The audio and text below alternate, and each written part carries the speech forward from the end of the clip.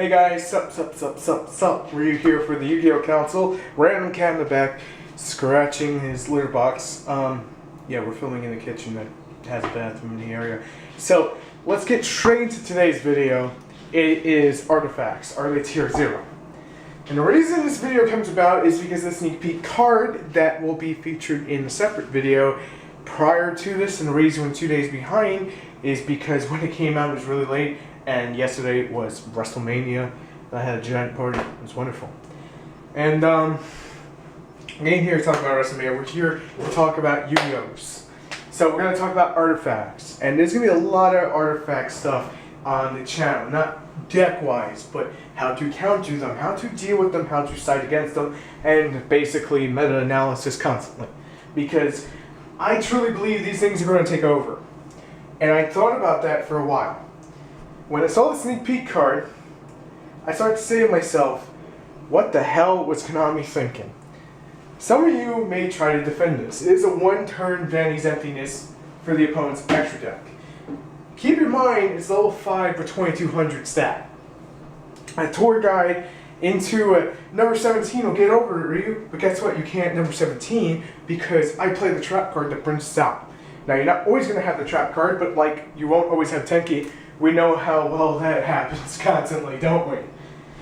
Given with the deck's speed, possible card D plays, and about 20 other things you could do with the deck, you know, running-wise, it doesn't really matter. It gets to be a really nuisance.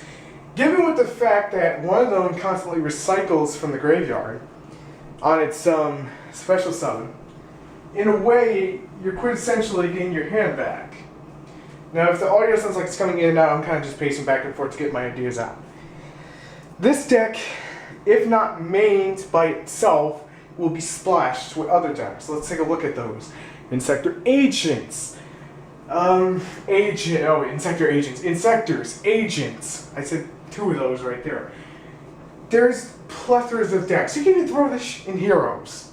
You could throw this in Cyber Dragons because rank 5 stay on for days because I'm a good player.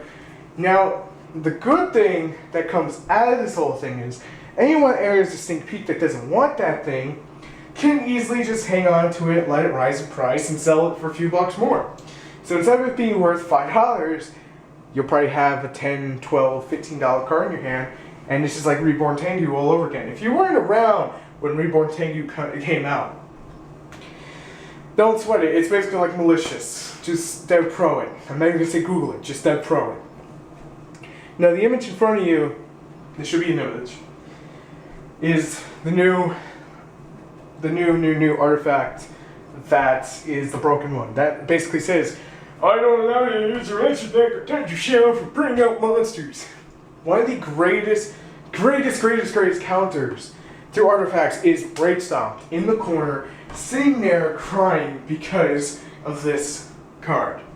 And that card is Stardust Dragon. But Ryu, how does Stardust stop it when there's Pallades? Pallades is a whole nother problem. You summon Stardust first, you start ramming shit. When you start ramming shit, yeah, I'm using that word now. When you start ramming shit, you have protection against the opponent's Wild Cyclone or Catastrophe or any of those kind of cards, or even the trap card. It instantly says, I have an out. Gives you plays for days. But Ryu, Stardust isn't enough alone. Well, there's the Alloy Justice Quarantine that I mentioned a few weeks ago. Is that still viable? Yeah, it is. But the problem is, this guy is still a pain in the ass. They're going to be main decking Thunder King. I've taken notice. They're going to be main decking a few things that can basically have like 1900, 2100 attack just to help get that turn 1 play before they do anything else.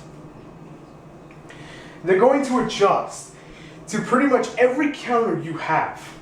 So what does this mean? It means you constantly have to adjust your side deck, your main deck, until these things are eliminated or dealt with in some kind of way. Now don't get me wrong, I'm not saying ban them all like the Dragon Rulers. Please forgive me if I come out saying that way.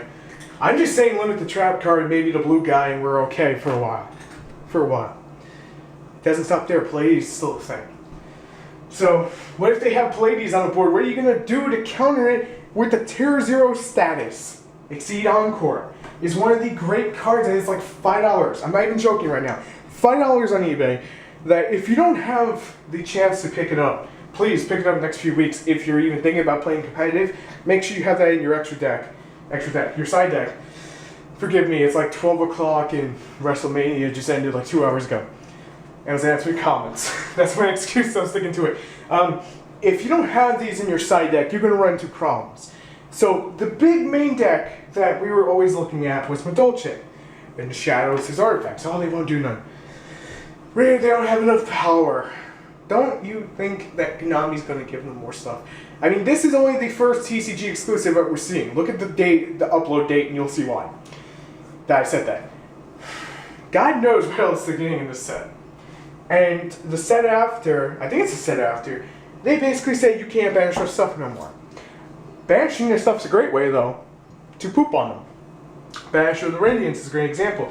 Every artifact that's brought out, minus from the trap card, has to hit the graveyard. Think about that for a second. It is true. They all have to hit the graveyard prior to hitting the field.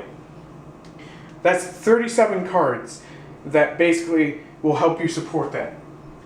Take out like 2 or 3 because they gotta have those good starter monsters like Thunder King Ryo and possibly Effect Valor or Maxi. They're gonna be running Breakthrough Skill too. They ain't stupid. The deck on release is gonna have hype. It's gonna be used. Will it reach Tier 0 status? That's what I'm asking you guys. I'm not fully sure if it's going to. I can't sit here and definitely say it's gonna be Tier 0. We may get another Teledad, but the reason, and I'm going to bring the closure here, that I'm saying that there's a possible Tier 0 here, is because A, all TCG players are smart. Okay, I kind of scratched that. Most TCG players are smart. Look at OCG. Every tournament is flooded with these things, more than Mermills, more than Dark Worlds, more than Blue Eyes ever was, with the hype storms. These guys are issues. Without question. There's no denying that. It'll be up to Konami to deal with them in July. But for the time being, we're going to have to learn how to deal with them. And I do hope that you guys do follow those videos that I put out for you. This being one of them, is we face it head on, we talk about it being Tier 0, we look at each card, and then we break down the strategies to beat them. Guaranteed they're not always going to work. Sometimes the player makes the deck better. Sometimes they don't.